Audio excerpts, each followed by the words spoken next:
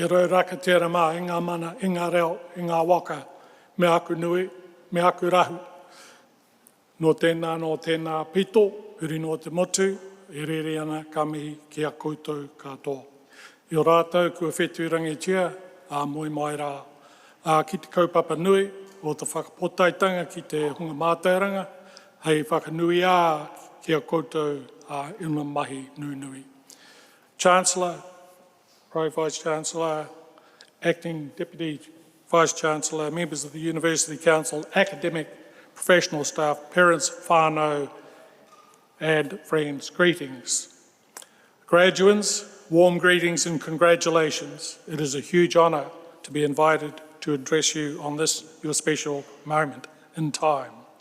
The culmination of years of study, effort in realising your goals, the beginning of your next journey. Your success reflects well on those who have supported and nurtured you, whānau, lecturers, mentors and supervisors. We acknowledge also those whose unseen efforts add to and elevate the success of others. I grew up on the edge of Otago Harbour at a village called Otago among relatives. I could not imagine a better place in time to be growing up. But there was a shadow hanging over our village that had consumed the efforts of previous generations.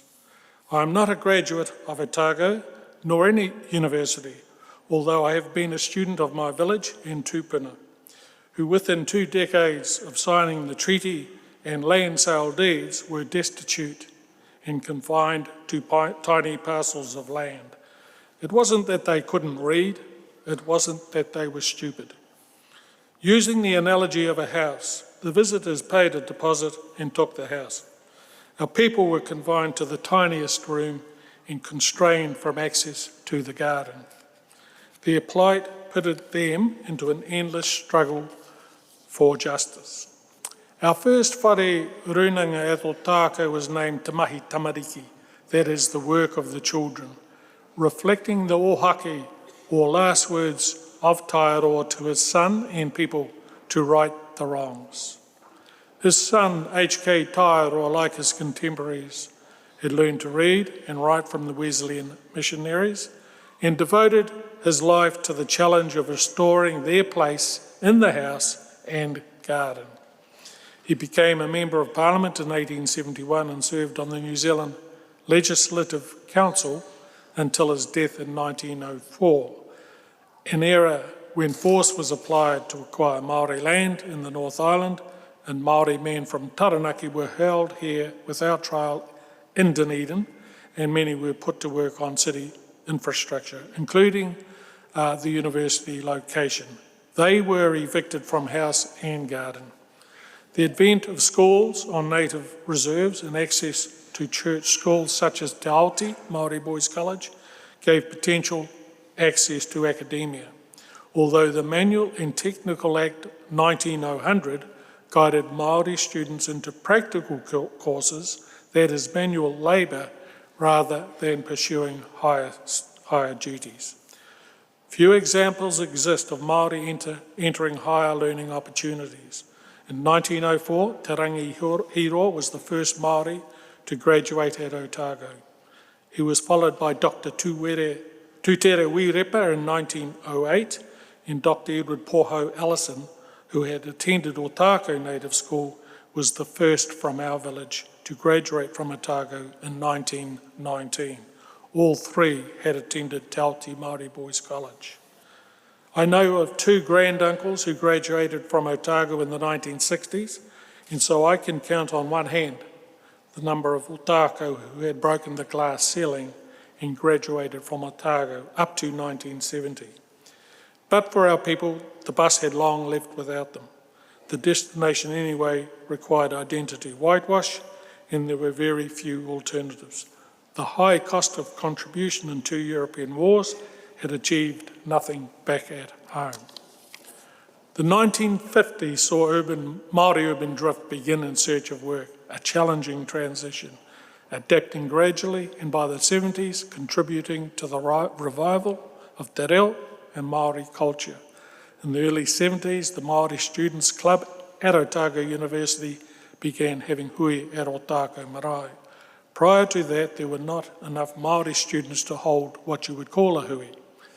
Māori numbers grew at Otago, and we'd also host National Māori Student Hui, which indicated a growing number of Māori attending universities, some exhibiting a degree of radicalism that would be considered tame today.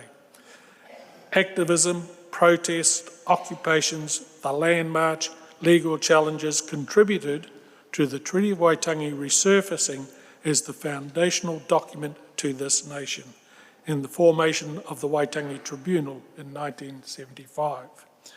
This culminated in a whoa, back up the bus moment, turning of a corner as a nation of honest and difficult discussions about the treaty, and a national healing period began. I was fortunate to get on the bus about this time, an era which has heavily influenced my life and mahi, as you have heard. In the late 80s, the university adopted the Māori name Te Whare Wānanga Otago, and in the 90s engaged Dr. Rangi Nui Walker to undertake a treaty audit of the university. Streetwise Māori questioned the bus itinerary, poor seating arrangements, and stops that consistently left them on the Pohara side of town. The pre-graduation ceremonies for Māori 25 years ago were relatively small in size and easily catered for at the Hutton Theatre, and have grown significantly year on year, a positive indicator. I acknowledge University of Otago for adopting the name Otago Whakaihu Waka, inspired by the Otago Channel in Otago Harbour that brings water, kai and life to and from the rohe, and the bold and historic commitment to being a tiriti-led university. Ngā mihi. I believe we stand on the shoulders of giants, the many known and unknown, who have contributed to a better and more just society. If I can leave you some key messages, it would to be just, seek to be moral and fair, to love tenderly, to approach life with gentleness, kindness, compassion and deep affection towards oneself and others.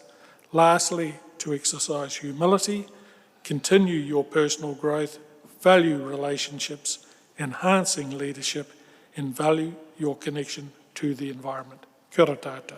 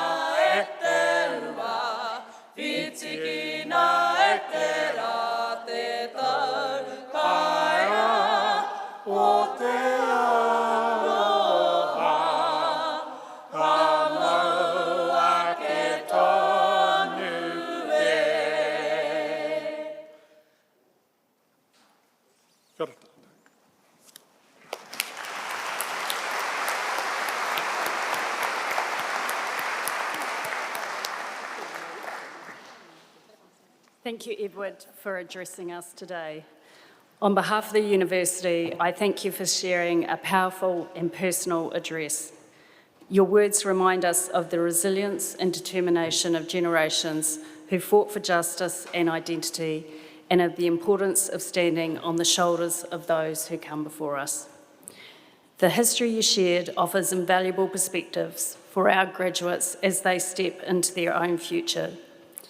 Your call to live with humility, with kindness and compassion resonates strongly.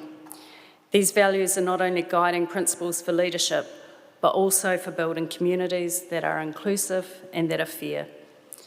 We are inspired by your lifelong commitment to your whānau, your whenua, and to advancing a more just Aotearoa.